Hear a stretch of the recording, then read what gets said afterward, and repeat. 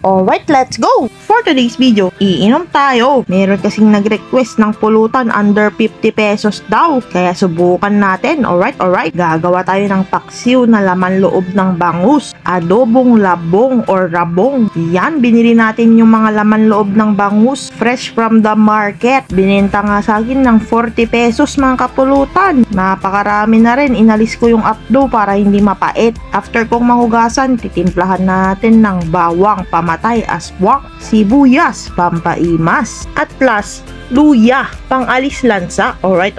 Maglalagay rin tayo ng paminta, yung bagong crack para mas solid. Suka, syempre paksiw yan eh. At syempre, yung asin. Pwede rin patis kung meron kayo. Nag-add rin ako ng konting oil mga kapulutan or mantika. Then pinakuluan na natin mga 10 minutes. Saka tayo nag-add ng sili na green. Then lulutuin ulit natin ng mga 8 minutes. Napaka-solid nito mga kapulutan. Under 50 pesos, meron ka ng pulutan. Yung 10 pesos, pang regado na natin yon. Alright.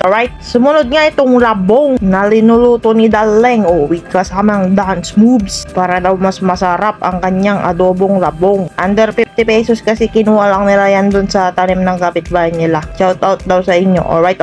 Solid nga itong adobong labong mga kapulutan. Para naman hindi parating karne ang pulutan natin, kailangan ng gulay. Alright. Pwede rin tong atsara o dinengdeng. After niyang gawin yung labong, magluluto naman siya ng pansit. Inugasan daw niya para hindi ma-upgad. Ayun, ang bilis. Nakaluto na si Daleng. Ngayon kumakanta naman siya para daw magtudo-tudo para malamig.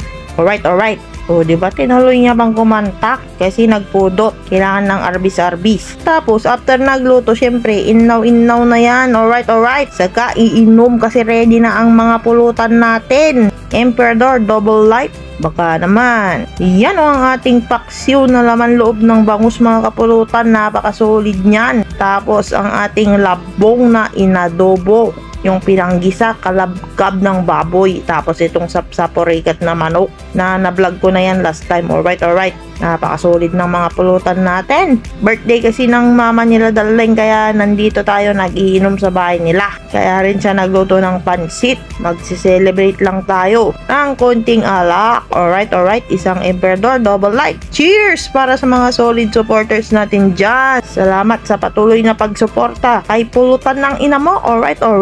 After nating tumagay, syempre pupulutanin na natin itong laman loob ng bangus. Yung atay yung kinuha ko mga kapulutan.